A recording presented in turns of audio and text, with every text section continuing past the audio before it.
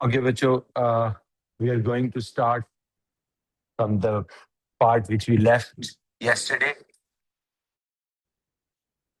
आपको मैंने बताया था कि किसी भी आइसोटोप्स के नंबर ऑफ जो एटम्स होते हैं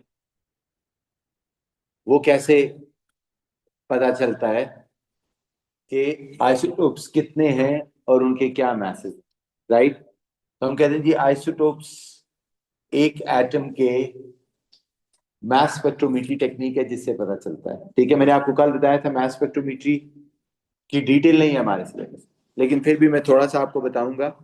मैंने ये अज्यूम किया है कि क्लोरीन के मुझे नहीं पता कितने आइसोटोप्स हैं और कितना उसका मैसेज है। हम उसको एक मास स्पेक्ट्रोमीटर में पास कर देते हैं। ये मास स्पेक्ट्रोमीटर है। मास स्पेक्ट्रोमीटर की वर्किंग तो नहीं है हमारे सिलेबस में, लेकिन मैं थोड़ा सा आइडिया दूंगा टू अंडरस्टैंड द रिजल्ट्स। ठीक है, तो कहते हैं आपने इन एटम्स को इसके अंदर पास कर दिया, लेट्स से,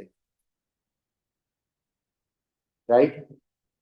अब होता ये अभी इस वक्त हमें क्या एज्यूम करें, हमें नहीं पता क्लोरीन के कितने आइसोटोप्स हैं और हमें ये भी नहीं पता कि उनके आपस की रेशियो क्या है। मैंने इसको पास कर दिया इसके अंदर। इसमें आगे ना एक ऑन गन होती है जो इन क्लोरीन्स के ऊपर क्या चार्ज ले आती है, पॉजिटिव।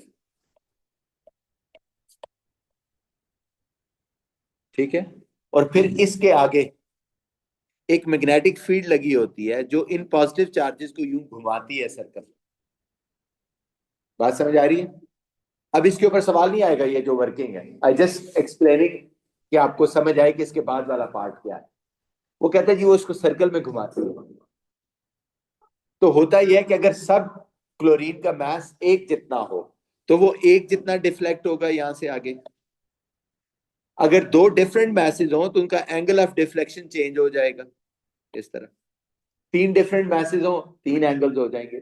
ये ऐसे ही है कि जैसे आप यहाँ पे आयरन बॉल्स ऊपर से आ रहे हैं और यहाँ मैग्नेट लगा दें, तो मैग्नेट के सामने जब आयरन बॉल आएगा उसको अट्रैक्ट करेगा आपकी तरफ, और जो बॉल हल्का होगा जिसका मास कम होगा वो ज्यादा आगे आ जाए, और इससे आगे मैग्नेट से गुजरने के बाद उन सबके पाथ्स क्या हो जाएंगे, अलग अलग हो जाएंगे। यहाँ भी यही होता है कि यहां से आगे अगर क्लोरीन में इस वक्त चार पॉजिटिव लेट से पास किए, उनमें से तीन का मैस एक जैसा था, सो वो तीन एक पाथ पे चले गए इस तरह। एक का मैस थोड़ा डिफरेंट था, वो इधर चला गया। इस तरह हमें पता चल गया अगर दो डिफरेंट मैसेज है तो इसके पाथ है, तो इसका मतलब है दो डिफरेंट मैसेज हो गए इस सारे को। और फिर ये जो एंगल ऑफ डिफ्लेक्शन होता है ना यहाँ पे, और फिर ये स्ट्रेंथ ऑफ मैग्नेटिक फील्ड जो इनको पुश कर रही है, उस सारे की कैलकुलेशन करके हमें ये पता चल जाता है कि जो इस पाथ पे गए हैं तीन, उनका मास क्या है 35, और जो इस पाथ पे गया है उसका मास क्या है 37। You gate it? So overall एक का मास क्या है 35 और एक का मास क्या है 37, राइट।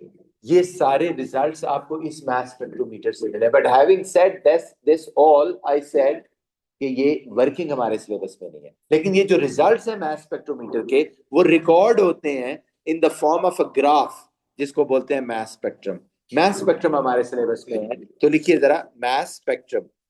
अब ये जो रिजल्ट आए हैं वो हम रिकॉर्ड करते हैं इधर एक ग्राफ में जिसको कहते हैं मास स्पेक्ट्रम, जिसमें इधर देखो बच्चे, इधर होती है रिलेटिव अबंडेंस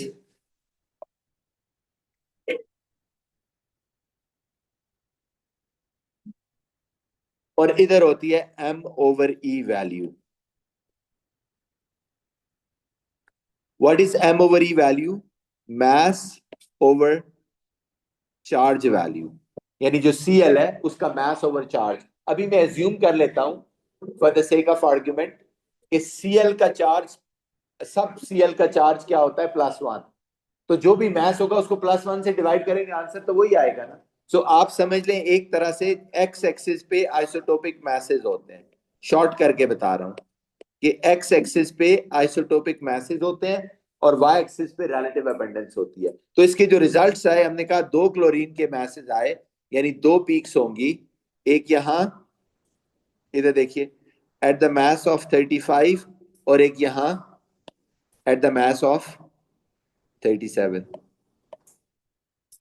एक 35 पे होगी, एक 37 पे। ओके,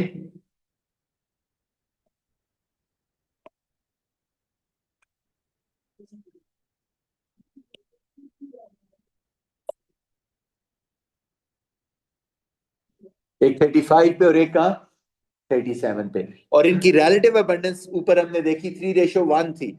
अगर आप उसकी परसेंटेज में देखेंगे तो 75% और क्या आ जाएगा 25।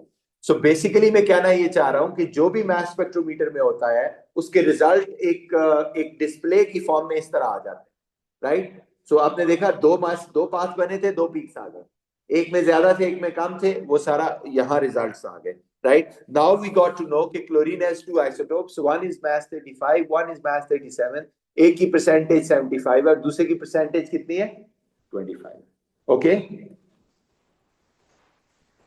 अब ये आइसोटोपिक मैसेज है जी, ये सिर्फ मास स्पेक्ट्रम हमारे सिलेबस, ठीक है। ये ओ लेवल में तो वर्ड से बता देते थे ना कि जी क्लोरीन के दो आइसोटोप्स, एक का मास 35 और एक का क्या है 37, एक की परसेंटेज 75, एक की परसेंटेज 25। अब मैं आपको सिर्फ ये बताना चाह रहा हूं कि वो जो डेटा था वो कहां से आया, वो यहां से आया था, हमारे पास मास स्पेक्ट्रम से लिया था। मास स्पेक्ट्रम कहां से आया वो मैंने बताया कि वो मास स्पेक्ट्रोमीटर इस वर्किंग से आया, ठीक है। सो अब मास स्पेक्ट्रम के रिजल्ट्स को आगे यूज कैसे करना होता है, ओ लेवल में भी यूज करते थे, यहां भी यूज करेंगे। आप कहते हैं ये तो आइसोटोपिक मैसेज है ना क्लोरीन के, what is the relative atomic mass of chlorine. आप कहते हैं इनकी क्या लेनी होगी, आइसोटोपिक मैसेज का ओ लेवल में भी करते थे, क्या लेते थे एवरेज। वो कहता है आप इनकी एवरेज ले लें आइसोटोपिक मैसेज की, आपके पास एआर आ जाएगा। क्या होगा एआर ऑफ क्लोरीन, इसी को स्पेक्ट्रम को देख के देखो जरा बच्चों, एआर ऑफ क्लोरीन क्या होगा, ये ओ लेवल का, just quickly go through it. एक क्लोरीन का आइसोटोप है जिसका मास कितना है 35 times what plus 37 times what over, कितना बन गया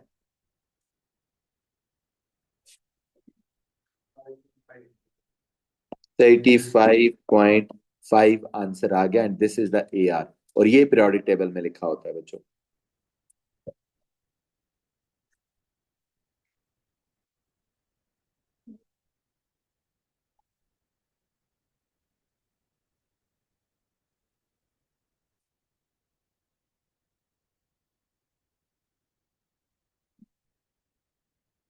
इज इट क्लियर। अब इसमें वो मनूवरिंग करते रहते हैं एग्जामिनर। कभी आपको अभी एआर कैलकुलेट किया ना, कभी आपको एआर दे देंगे और कहेंगे एक एलिमेंट का वो निकालो, कभी दूसरे का निकालो। जैसे फॉर एग्जांपल एक क्वेश्चन यहाँ कराता हूं मैं, फिर पास पेपर पे जाते हैं। ये वाली चीज कर ली है ना, ओके। अब इधर देखें, वो कह रहे हैं जी ये एक और स्पेक्ट्रम है नियॉन का, this is the mass spectrum of neon.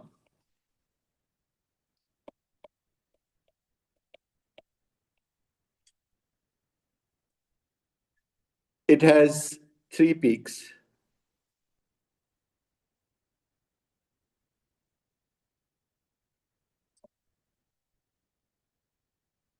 ये 3 है, ये रिलेटिव अबंडेंस है,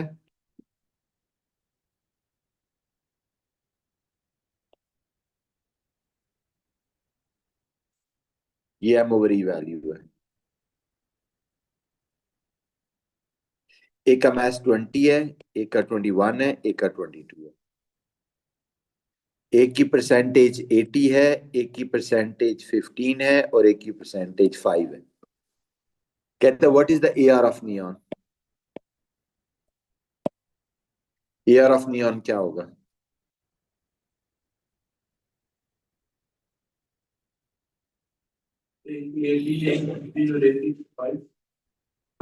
जी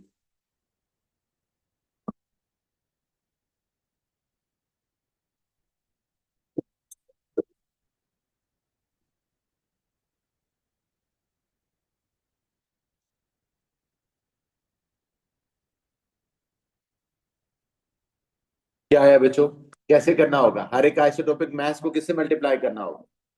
यस, तो कितना हो गया 80 times 20 plus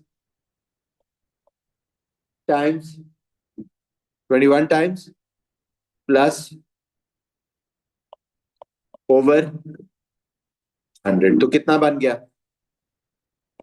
20.25, this is the year. कभी कभार वो इसको इस तरह भी कर देते हैं कि ब्रोमीन हैज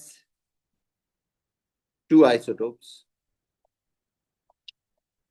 उसने बता दिया ब्रोमीन के 2 आइसोटोप्स हैं, यार पानी ठंडा है थोड़ा सा, इसमें गर्म नहीं डाल रहा था, अंदर से नहीं डाल अंदर।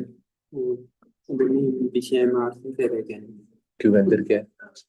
बोतल नहीं लगनी ऊपर। Bromine has two isotopes, Br79 and Br81. Right? It has Ar80. Find out the percentage. Find out the percentage of. Find out the percentage of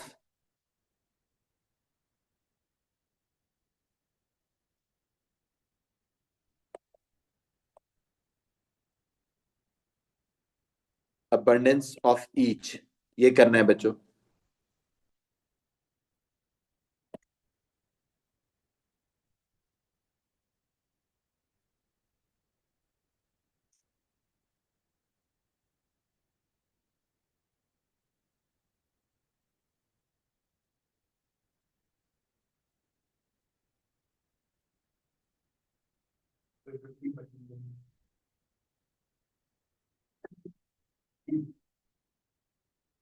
क्या है?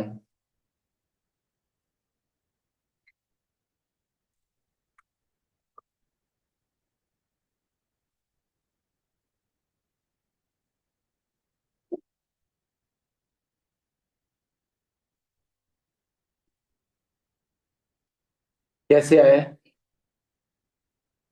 नहीं.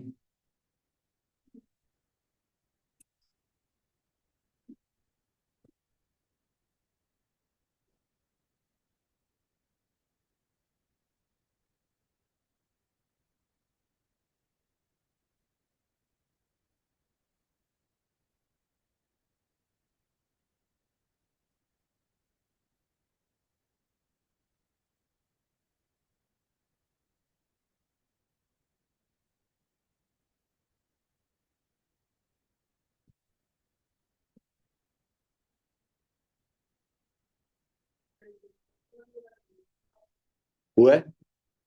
ओके बच्चों, हमने कहा है ना कि ए आर ब्रोमीन का 80 है, ये हमें पता है. एक का 79 है लेकिन उसकी अबंडेंस नहीं पता, तो उसको किससे मल्टीप्लाई करूं? प्लस दूसरे का मैथ्स पता है 81, लेकिन अबंडेंस नहीं पता, ये एक्स. तो आप ये कर सकते हैं कि टोटल अबंडेंस को 100 ले लें. अगर एक एक्स है तो दूसरी 100 माइनस एक्स होगी, और उसको किससे डिवाइड कर दें? 100 से. This what you can solve for the x, और 50 आ जाएगी.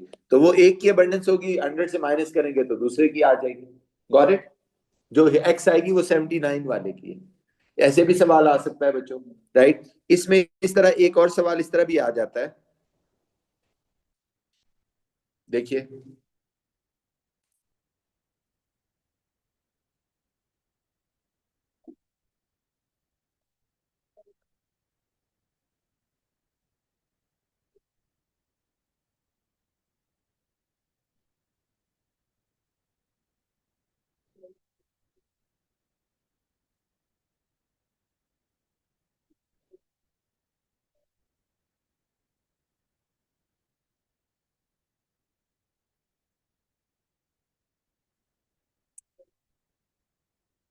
इधर देखिए.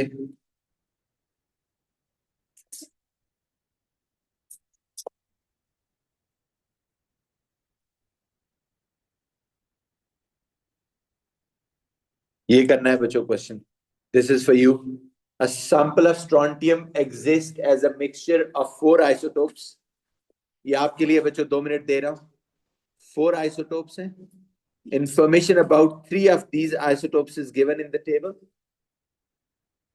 Calculate the abundance of 4th isotope. Yes, मैं इसका आपको थोड़ा हिंट देने ही लगा था कि लेट्स फोर्थ का मास तो x है, अबंडेंस आप निकाल सकते हैं. कैसे? 100 माइनस तीनों को ऐड करके 9.86 प्लस 7 प्लस 82.58, तो कितना होगा?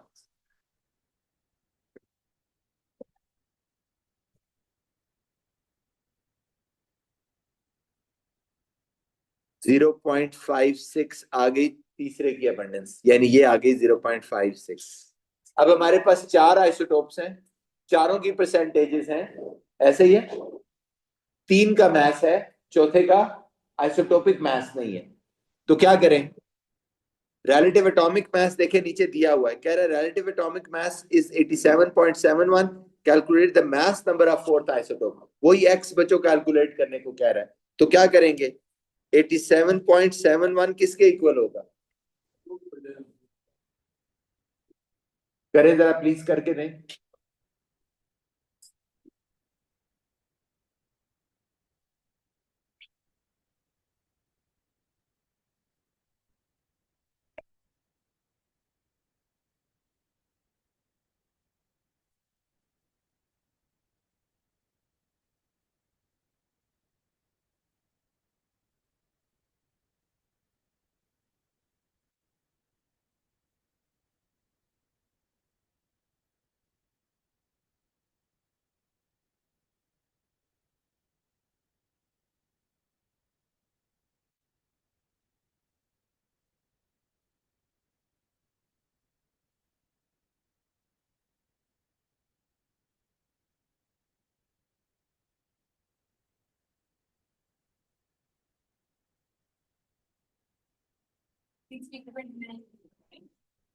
कितना है? 3.9। Anyone else?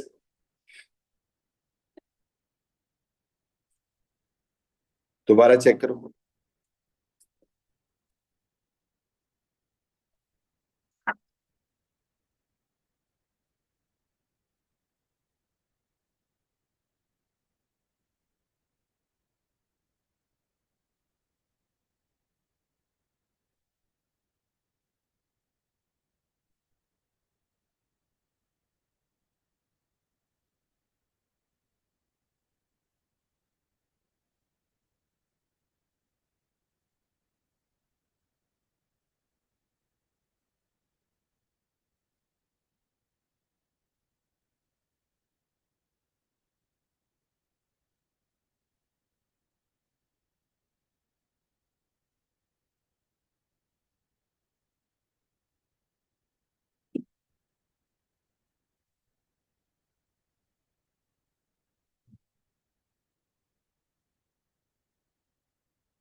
जी किसी और बच्चे का है?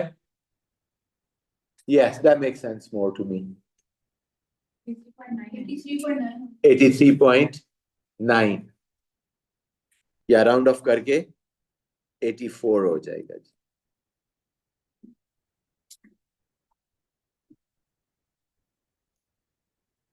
सही, आपने पेपर्स आपके भेजे हुए ग्रुप पे? जी ग्रुप पे मैं दोबारा भेज दूं। Okay, so here it is.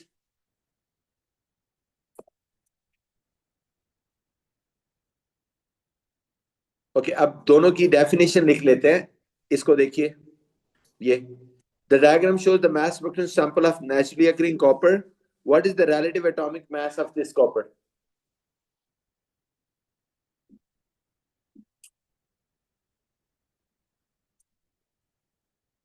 Sir AR को रिलेटिव एटॉमिक मास से जी, AR किसके इक्वल होगा बच्चों? 63 times 7 plus 65 times divided by 100 और 10। टोटल अबंडेंस से डिवाइड करना होता है। टोटल अबंडेंस, एक का 7 है, एक की 3 है, तो टोटल अबंडेंस कितनी हो गई? 10 हो गई। 10 से divide 63.6। Is it so?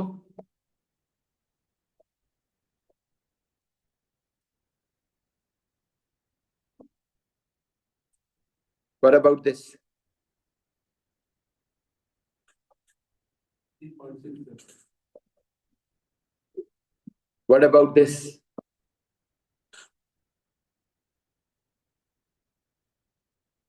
64 times 40 plus 66 times 30 plus 67 times divided by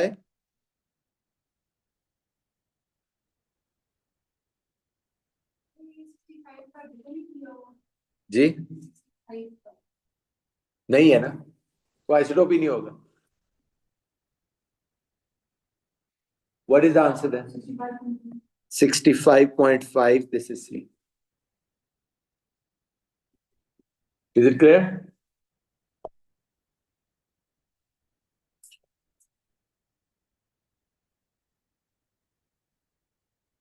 Okay, बच्चों, I think a similar type of questions come. इधर देखें. AR क्या होगा ऑफ एलिमेंट? 10 वाले का 1% है और इसकी 4 है, तो अब टोटल परसेंटेज कितनी हो गई अबंडेंस? 5. तो किससे डिवाइड करना है? 5 से. 10 into 1 plus 11 into 4 divided by 5. Clear है ना? ओके, दोनों डेफिनेशन लिख लें, रिलेटिव आइसोटोपिक मास की और रिलेटिव एटॉमिक मास.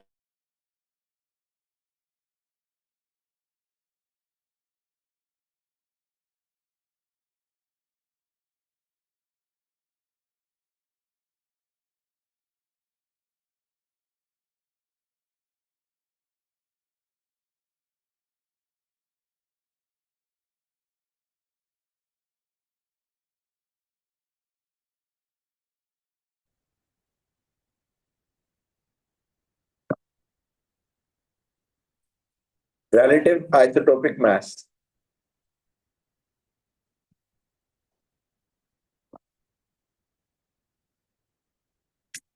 डिक्टेट करा रहा हूं.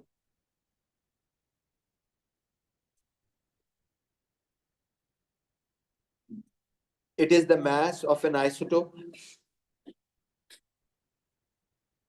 It is the mass of an isotope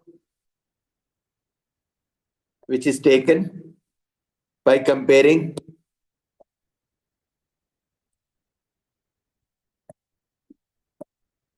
it is the mass of an isotope which is taken by comparing it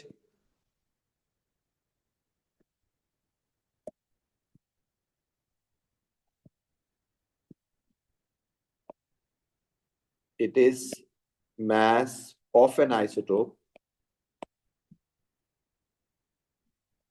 taken by comparing it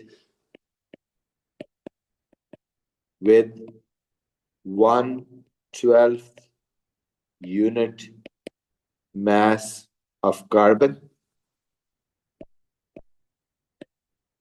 which is C12. अब मैं इसको थोड़ा explain करता हूं कि इस डेफिनेशन का मतलब क्या है.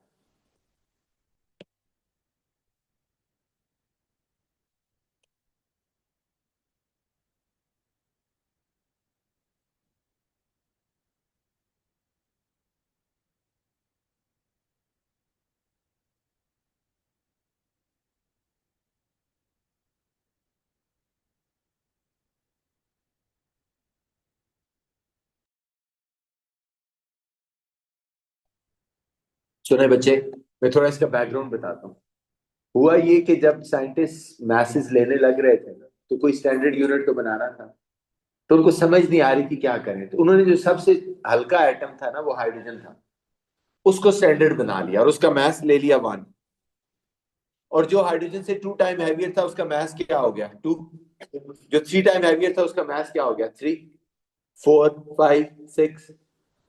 इसी तरह करते करते कार्बन हाइड्रोजन से 12 टाइम हैवियर था, आपको पता है, तो उसका मास क्या आ गया? 12. राइट. तो कार्बन का बाद में हमने स्टैंडर्ड चेंज कर दिया, हमने कार्बन को बेस बना लिया, और जैसे मैग्नीशियम है तो कार्बन से 2 टाइम हैवियर है, तो टोटल कितना हो गया? 24 हो गया दोनों को मिला के. तो मैग्नीशियम का इसलिए 24 है. So I hope you got my point कि एक्चुअल जो मास लिया जाता है ना, वो हाइड्रोजन से कंपेयर करके लिया जाता है, लेकिन उसका नाम नहीं आता. हम क्या कहते हैं? 1/12 unit mass of carbon. 1/12 unit mass of carbon किसका मास है? हाइड्रोजन का मास. समझ आ रही बात? इसलिए आप कहते हैं जी कि बेसिकली हमने ऐसे निकाला है. अब ये तो हो गया रिलेटिव आइसोटोपिक मास के डेफिनेशन. अभी अभी हमने एआर निकाला है. आइसोटोपिक मास से आगे एआर कैसे निकालते हैं? क्या लेके? एवरेज लेके ना. तो आप कहते हैं रिलेटिव आइसोटोपिक मास की डेफिनेशन लिखें. अब ये आइसोटोपिक मास की थी, सॉरी, रिलेटिव एटॉमिक मास की.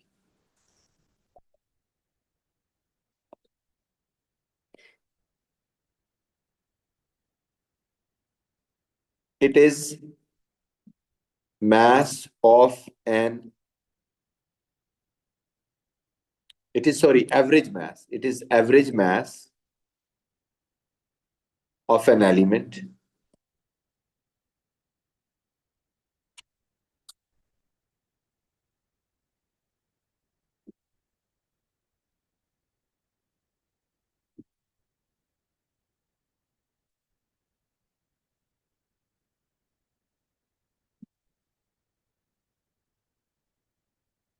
it is the mass of an element, average mass of an element taken, बाकी definition वही है, by comparing it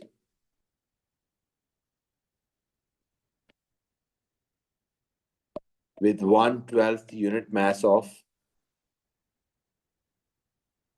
carbon atom, which is C12.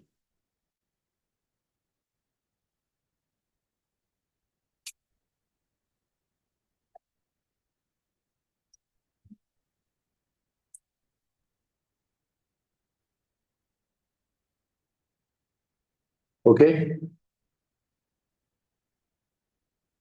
अब जो that is the end of this chapter as well. अभी हम जाते हैं और उसके मिक्स क्वेश्चन करने लगे. ओके, अभी हमने सिर्फ इसके डिस्कस किए थे ना, आइसोटोप्स के. अभी हम कंबाइंड क्वेश्चन डिस्कस करते हैं. It was about the atomic structure, सब shells, orbitals, arrangement of electrons in the subshells, arrangement of electrons in the orbitals, ionization energy, and then finally with the isotopes and relative isotopic mass and relative atomic mass. Right? उसी sheet पे दोबारा आ जाते हैं. सही अभी भी atomic structure पे चलता है. Yeah, this is today is the last day. Monday को इसका टेस्ट रखूंगा, फ्राइडे को भी रख सकता हूँ. मेरा ख्याल है अगर फ्राइडे को रख लूँ तो ज्यादा बेहतर, but end of the class में इसे डिस्कस करता हूँ कि हमें क्या डे रखना है. देखिए जरा,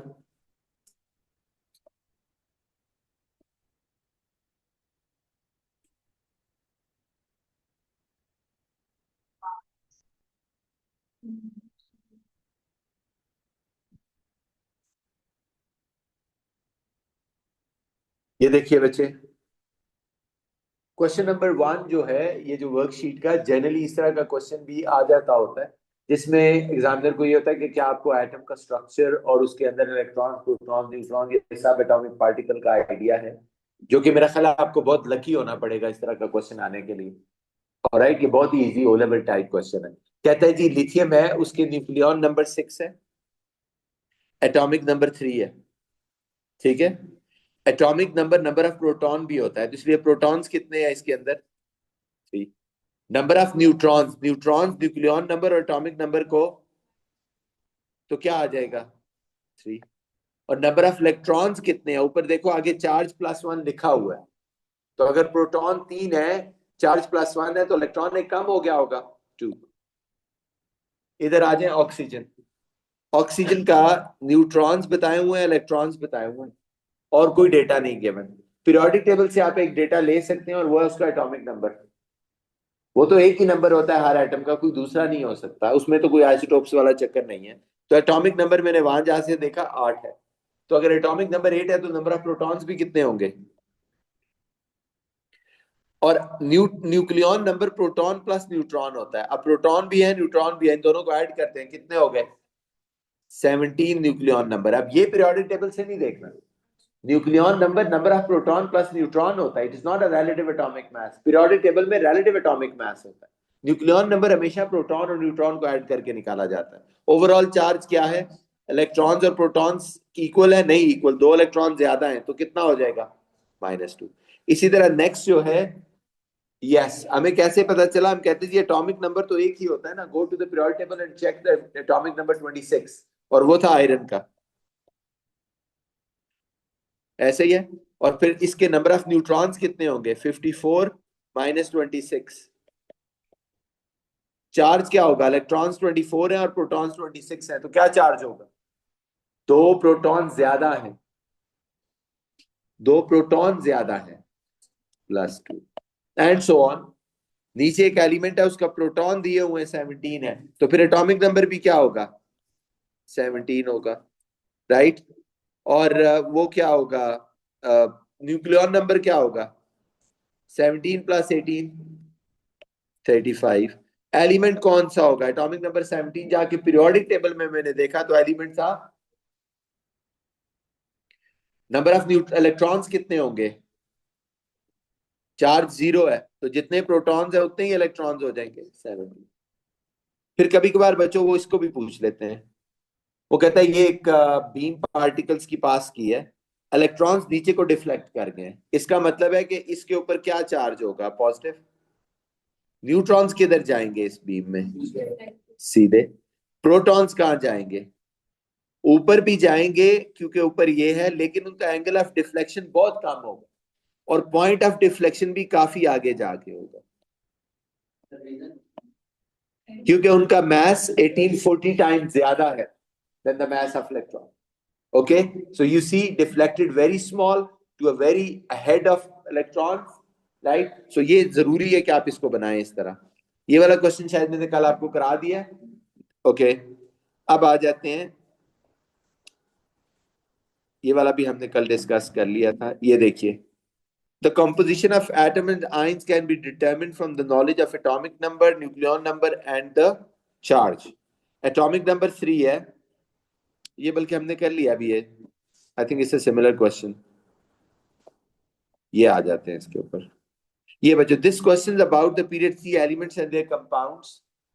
Complete the table to show the number of unpaired electrons of the gaseous atom in silicon, sulfur and argon. मैंने आपको बताया था कि जनरली वो आपको ये नहीं कहते इलेक्ट्रॉनिक कॉन्फ़िगरेशन लिखो, वो पूछ लेते हैं इलेक्ट्रॉन अनपेयर्ड या पेयर्ड इलेक्ट्रॉन्स बताओ, तो आप तभी बता सकेंगे ना जब आप इसकी इलेक्ट्रॉनिक कॉन्फ़िगरेशन लिखेंगे। शुरू करते हैं। पहले है सिलिकॉन जिसका एटॉमिक नंबर होता है 14, फिर है सल्फर जिसका 15 और फिर है ऑर्गन जिसका मेरा ख्याल है 18 होता है। Silicon 1s2, 2s2, 2p6, 3s2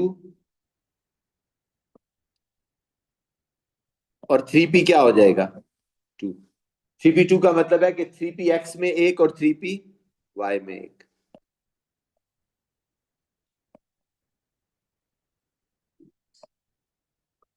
क्या है ये? 2 अनपेयर्ड। सल्फर में कहा हो गया? अब देखें, ये मैंने इसकी थोड़ा चले इधर डिटेल लिख देता हूं। 3px, 3py और 3pz कितने कितने थे? 1 1 2। अब सल्फर में कितने हो जाएंगे? सिलिकॉन 14 है, सल्फर सॉरी 16 है, माय अपॉलॉजीज, सल्फर इज 16, तो क्या होगा? 16 है। 16 का मतलब है कि एक अगर 14 थे, एक यहां गया 15 और एक यहां आ गया 16, तो अनपेयर्ड कितने हो गए? 2 ही है। ऑर्गन 18 है, फिर क्या होगा? आप कह रहे हैं ये 17 हो गया, ये 18 हो गया, तो अनपेयर्ड कितने हो गए? 0। तो क्या आंसर हो गया? 2 2 0। Which of these elements, silicon, sulfur or argon, has the highest first ionization energy? आप कहते हैं जी आपको याद है यूं जाती थी फर्स्ट आयनाइजेशन एनर्जी, ये सबसे ऊपर किसकी होती है? ग्रुप 8 की है। ग्रुप 8 में कौन है यहाँ पे? ऑर्गन। तो आप कहते हैं जी organ. Right the equation for the equation to represent the first ionization energy of silicon. First ionization energy of silicon की क्या इक्वेशन होगी? सिलिकॉन का गैस स्टेट पे हैज लॉस्ट फर्स्ट इलेक्ट्रॉन, तो अभी कोई चार्ज तो नहीं आया ना, Si प्लस प्लस 1।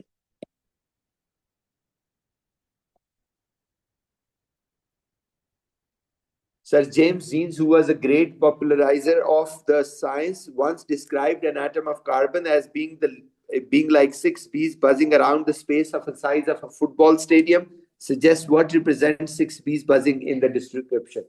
कार्बन क्या है? कार्बन के एटम को वो कह रहे हैं 6 bees buzzing around the size of football. क्या है? इलेक्ट्रॉन्स। कार्बन में ही है ना 6 electrons buzzing around.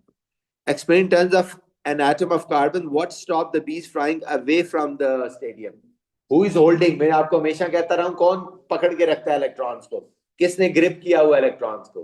न्यूक्लियस के अंदर क्या जो पार्टिकल्स है? प्रोटॉन्स ही, प्रोटॉन्स और न्यूक्लियस चार्ज।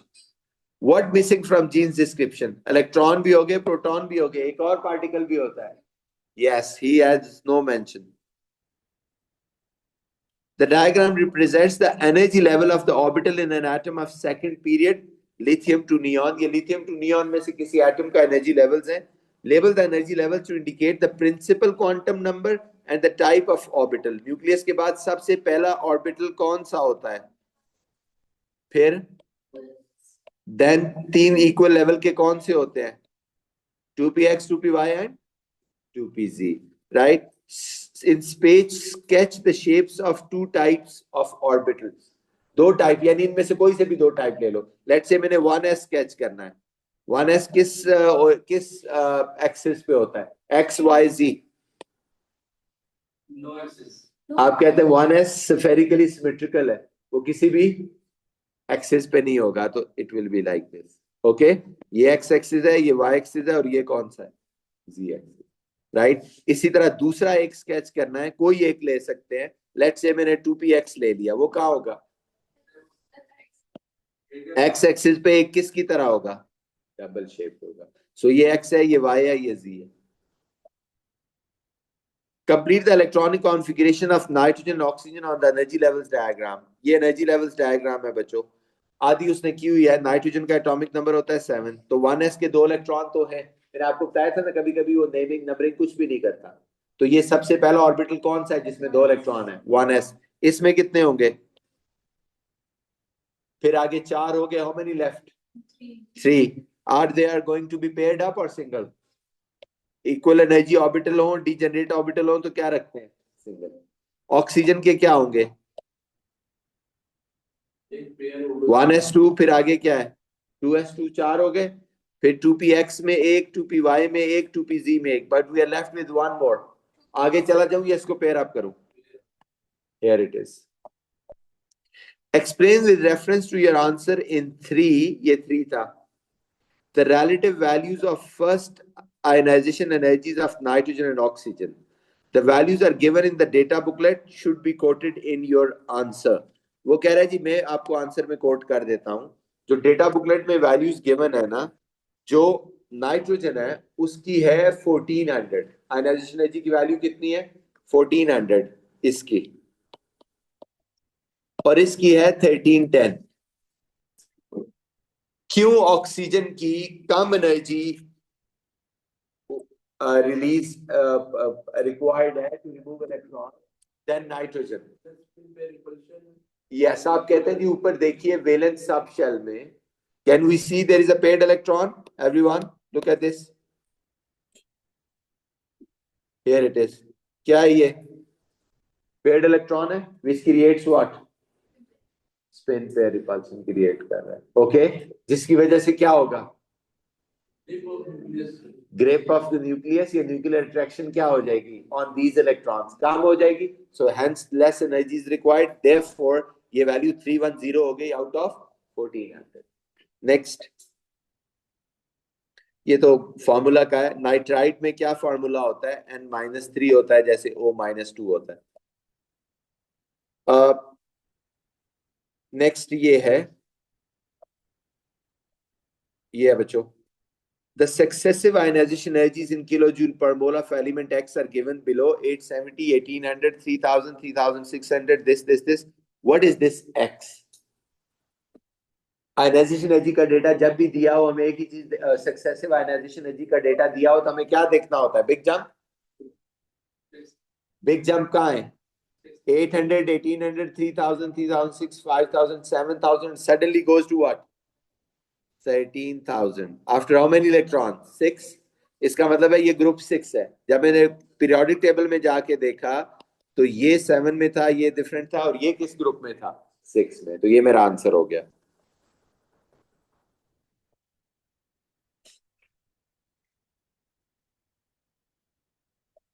ये what is the order of increasing energy of listed orbitals in the atom of titanium?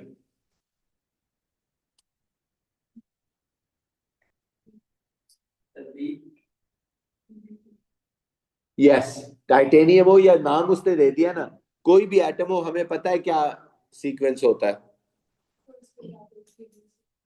Yes, 4s comes first and then 3d. Okay, ये question थोड़ा tricky है बच्चों, इसकी अंग्रेजी थोड़ी ट्रिकी है, सो गौर से देखना. Which of the following particle on losing an electron have half filled set of p orbital? Electron lose करने के बाद मैं दो ले लेता हूं, लेट्स से बी और सी ले लेता हूं एक्सप्लेन करने के लिए। बी का नाइट्रोजन 7 है, 1s2 2s2 2p what 3। On losing क्या हो जाएगा, 1s2 2s2 एंड 2p2। क्या हाफ फिल्ड हुआ लूजिंग? आप कहते जी नहीं। सी ले लेते हैं, nitrogen 1s2 2s2 2p what 2 2 4 और 3 7 है, तो 4 हो गए यहां पे, ऐसे ही है। ऑन लूजिंग क्या रह गया बच्चों, लूज किससे करेगा, 2p से करेगा ना। ऑन लूजिंग कितने इलेक्ट्रॉन रह गए, क्या हाफ सेट हो गया? यस। सो ये कंफ्यूजिंग इसलिए होता है कि लोग अमूमन ऑक्सीजन को पिक कर लेते हैं कि उसके ऊपर पॉजिटिव चार्ज है तो ऑन लूजिंग की बात हो रही है, राइट। तो वो ऐसे नहीं देखना, दोनों बनाने हैं और फिर लूज करके उसमें से देखना है कि क्या हाफ फिल्ड हुआ है या नहीं। सो आंसर क्या हो गया, सी। 13 बच्चों, an atom has 8 electrons. 8 electrons किसकी ये कॉन्फ़िगरेशन होगी, जरा बताएंगे प्लीज। 8, मैं बता देता हूं, ये 1s है, ये 2s है, ये 2px है, ये 2py है, ये 2pz है और ये 3s है। yb, yes. आप कहते हैं ये नहीं हो सकता बिकॉज इसको खाली छोड़ के आगे नहीं जा सकते, ये भी नहीं हो सकता इसको खाली छोड़ के आगे नहीं जा सकते। इसमें आप कह रहे हैं जब इक्वल एनर्जी ऑर्बिटल हो तो पेयर्ड नहीं कर सकते, right. So this is option B. Okay बच्चों, यहाँ पे रुक जाते हैं, will continue this next chapter. हमारा एटॉम केमिकल बॉन्डिंग है जो अब हम स्टार्ट करेंगे।